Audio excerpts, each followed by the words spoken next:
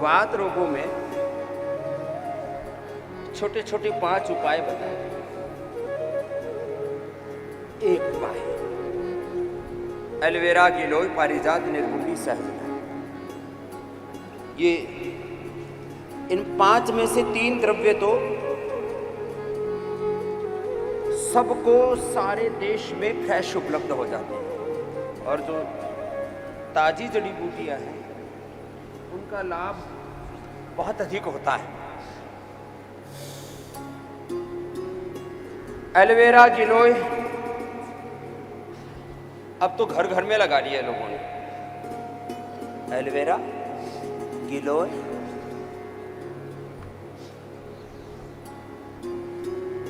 पारिजात घर घर में, हार श्रृंगार। निर्गुंडी भी अब तो घर घर में लोगों ने गमलों में लगा लिया है। बड़े से गमले में लगा लो और उसके पत्ते फूल सब इस्तेमाल में आते हैं। पारिजात हार श्रृंगार के भी, निर्गुंडी की, और सहजना भी पूरे देश में लोगों ने लगा लिया है। हमने इतना प्रचार किया है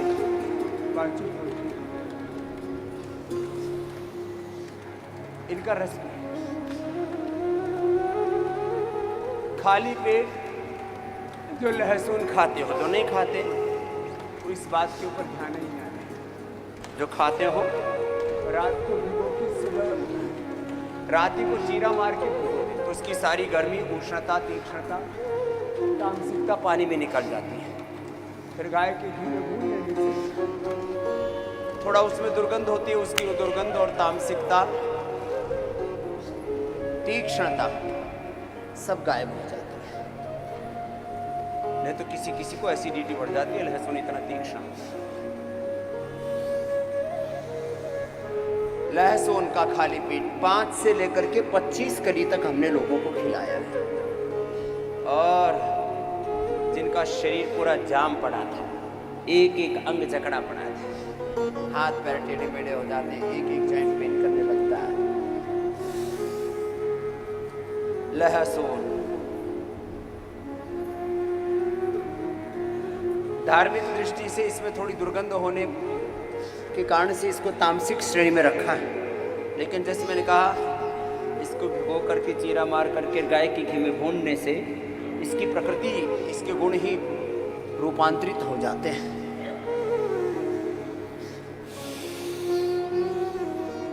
फिर एक बहुत अच्छा प्रयोग है हल्दी, मेथी, सौंठ। थोड़ा गर्म तो होता है। हल्दी, मेथी, सौंठ, अश्वगंधा और शतावर आपको पतंजलि से मिल ही जाता, वो साथ में और मिलाते हैं। अथवा वातारी चूर्ण खा लें, उसमें सारे वातनाशक द्रव्य हैं, और उसी से ही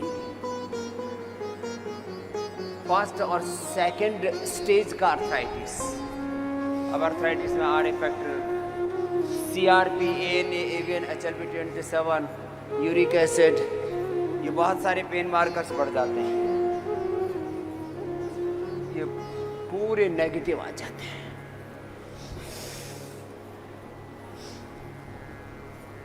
तीन उपाय हो गए अर्थराइटिस के।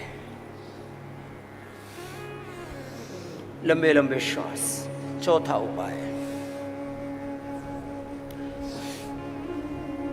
चिंता से भी मात्र रोग बढ़ता है। जैसे मैंने दही, छाछ, नींबू, अचार, टमाटर, खटाई की बात की, तो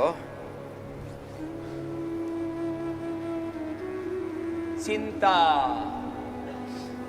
चिंता और चिता इस जग में एक समान कहाते, एक जिंदे को एक मुर्दे को दोनों समान जलाते। इसके बारे में आगे बात करूंगा। सैकड़ों प्रकार की चिंताएं, चुनौतियां, संकट, संघर्ष। सुबह उठते ही ऐसे लगता है न जाने आज कौन सी अनहोनी होने वाली है।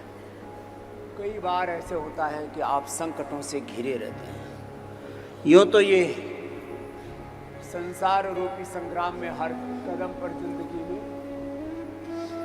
संकट, संघर्ष, चुनौतियां हैं, समस्याएं हैं, लेकिन कई बार तो समस्याएं कुछ ज्यादा ही बढ़ जाती हैं। कोई बात नहीं,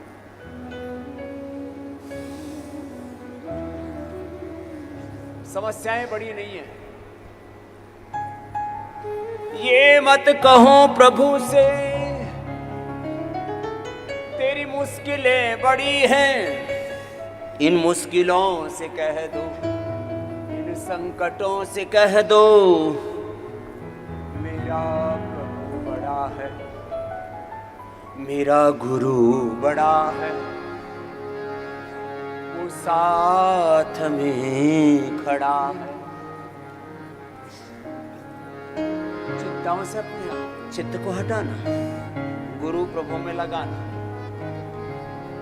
वाद दोषों के लिए फिर कब्जा ना होने दें।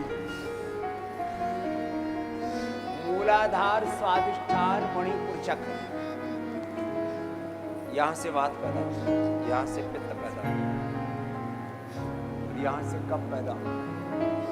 मूलाधार स्वादिष्ठान मणिपुर चक्र गड़बड़ होते हैं तो वात, हृदय चक्र गड़बड़ होता है तो पित्त, और विशुद्धि चक्र गड़बड़ होता है तो कफ बढ़ता है।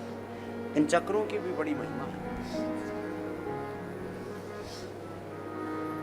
और जिनको वात रोग है तो रेडीमेड तो हम मेरा बोर्ड अश्वगंधा, अश्वशिला, योगराज, महायोगराज, गोकुल चंद्र प्रभा, गोक्षरादि, लाक्षादि, ये तो सब प्रयोग करते ही हैं। बस्तीवात रोगों में अत्यंत उपयोगी है। वमन, कफ और पित्त रोगों में अत्यंत उपयोगी। अंगारे बनने के बाद में अपनी निर्धारित सामग्री और गाय का घी ऐसे डालना। गाय का घी अंगारे पर ऐसे 2 चम्मच डाल देना, उसमें गुग्गल डाल देना। ये गुग्गल 10 ग्राम गुग्गल, 10 ग्राम की आहुति पर्याप्त है। कितना? 10 ग्राम गुग्गल। 10 ग्राम गुग्गल कितना हो गया? इतना ही तो गुग्गल हो जाता है। इतना गुग्गल डाल दिया ये अंगारे बनने के बाद, और उसमें थोड़ा सा ही दिव्येष्टि डाल दिया। ये भी अत्यंत सुगंधित एक हवन सामग्री हमने बना रखी, बहुत इसका जबरदस्त फॉर्मुलेशन है। और अब इसी की धुनी करते हैं।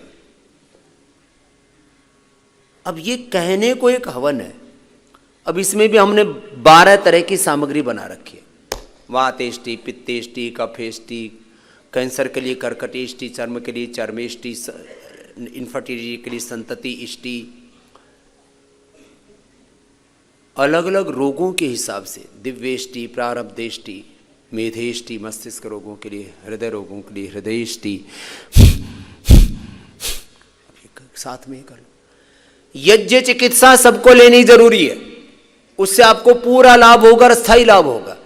और यही जन्म का नहीं, एक गौर से बात सुन लो तुम, जो यज्ञ पूरा करेंगे तो आपके जन्म जन्मांतरों के प्रारब्ध दोष भी कट जाएंगे। ये बहुत बड़ी बात है, अननोन कारण है।